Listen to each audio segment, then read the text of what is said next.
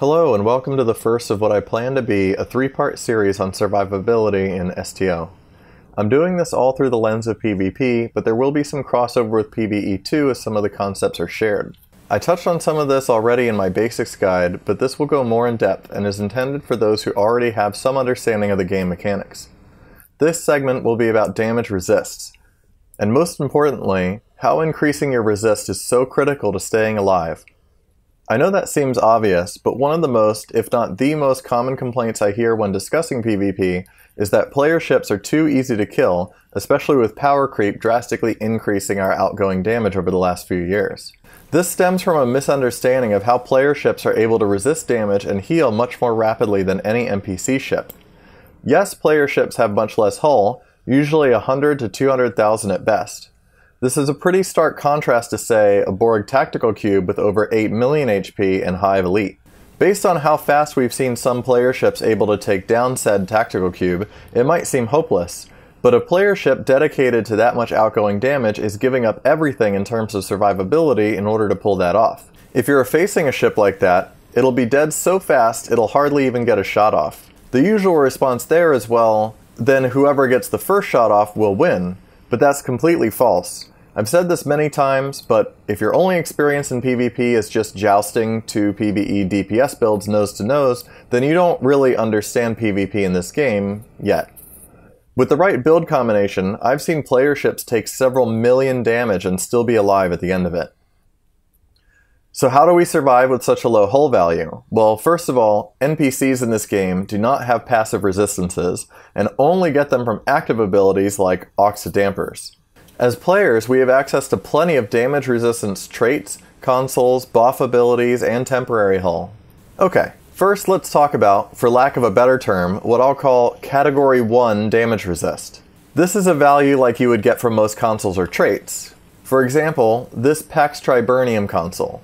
This is called Damage Resist Rating, and this console gives us 52.5 to many energy types. That amount goes into a formula, and the more damage resist you have like this, the higher percentage of damage resist you get. However, it works on a curve of diminishing returns, capping out at a maximum of 75%. The STO wiki has a handy chart showing how this works in practice. Our 52.5 damage resist gets us around 33%, but if we doubled that to 105 resist, we would be only around 49% resist, which is just 16% difference. This is where the #1 pitfall is for most players. They think that due to diminishing returns, there's no reason to stack resist higher than a certain value. I see advice given all the time not to bother stacking multiple resist consoles or traits, and that may be true for normal and advanced PvE content, but it is not true elsewhere in the game. The key issue here is that many attacking player ships don't just use damage boosts, they also apply damage resist debuffs.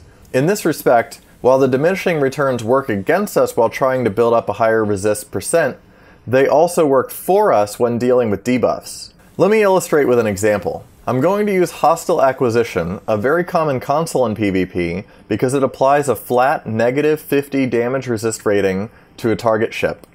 That's not minus 50%, it's minus 50 to our actual rating. On my example ship here, I have around 88 resist rating right now, so if we put that into the formula, that gets me roughly the 45.1 resist we see here on my stat screen.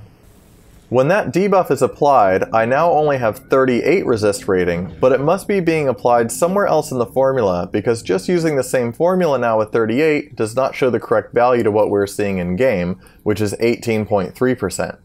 It looks like the formula for calculating our own resist is pretty accurate, but as soon as we throw in some debuffs, it doesn't quite line up. That means if I were attacked for 100,000 hull damage, originally I would have only taken 54,900, but after that debuff, I would actually take 81,700. That's a life or death difference. So let's raise our resists. I'm going to keep my 88 base, but I'm going to use Honored Dead, which gets me 200 resist when fully stacked.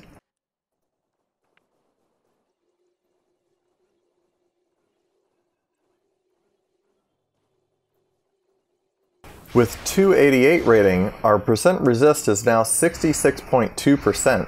After losing 50 rating from the Hostile Acquisition debuff, we're still at 49.7% damage resisted. To use our example from before, if I take 100,000 hull damage, I would have only taken 33,800 before the debuff, but even after being debuffed, I still would only take around 50,000. Traits like Honored Dead, Context is for Kings, and Repair Crews build up damage resist during combat, so that's why it's also important to look at your resist values in combat, not just your resting values. Other traits like Rhythmic Rumble, Redirected Armor Plating, and Redundant Antimatter Containment provide their resist benefits immediately, so those are good options for protecting yourself from the first volley when entering combat. Now here's the exciting part. Bonus damage resist. There are several sources of this in the game, and I have two here to show now. Overloaded SIF linkage from the Europa Battlecruiser gives the user bonus damage resist, starting at 100 and going up from there. This console does have one major drawback in that if a teammate uses it, you will not be able to activate your own for 60 seconds because it has a lockout period for all affected ships. The universally loved DPRM console is another source of bonus damage resist that can be used anytime, and it has other benefits of course, but I don't have that console on this character. Another source of what I sometimes call Category 2 resist is the reputation trait Advanced Hull Reinforcement from Dyson Reputation. This gives us 12.5 bonus resist rating. Bonus resist fits into another part of the formula, but most importantly, it is not affected by negative damage resistance rating debuffs. This also allows us to break the 75% cap on regular damage resist. Let's revisit our previous example, this time with the relatively small 12.5 bonus resist rating from the Dyson trait in concert with our 88 standard resist rating. This gets us 51.2%, just a small amount more than the 45.1% we had without the bonus. Once we receive the negative 50 resist rating debuff, we're still at 27.3%. Not great, but that's much better than 18.3% which we had before using any bonus damage resist.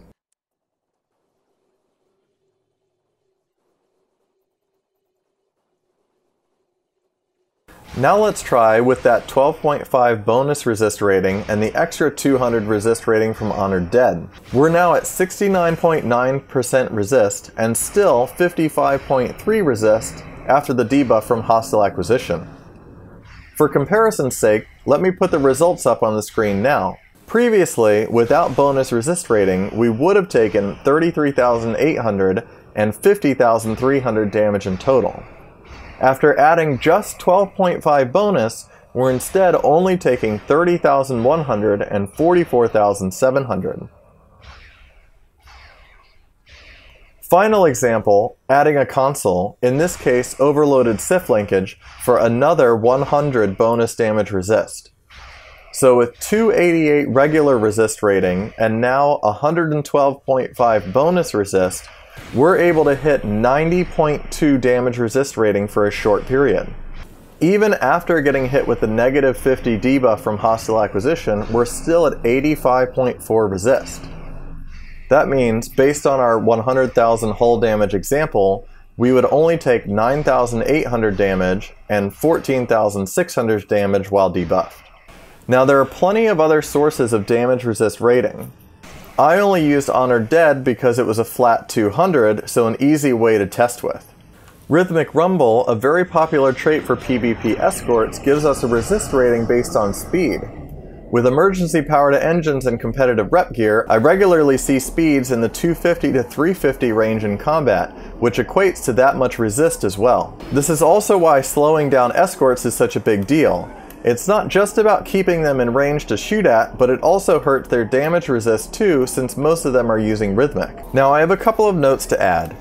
Temporary hull is another way a lot of ships add some survivability in PvP, almost always from hull image refractors, but there are other sources such as from the strategist specialization tree or other traits like Honored Dead after 20 stacks. This can be a great way to prevent some damage, but it's important to know that temporary hull does not benefit from damage resists. If you have 100,000 temporary hull and you take 100,000 damage, you lose it all.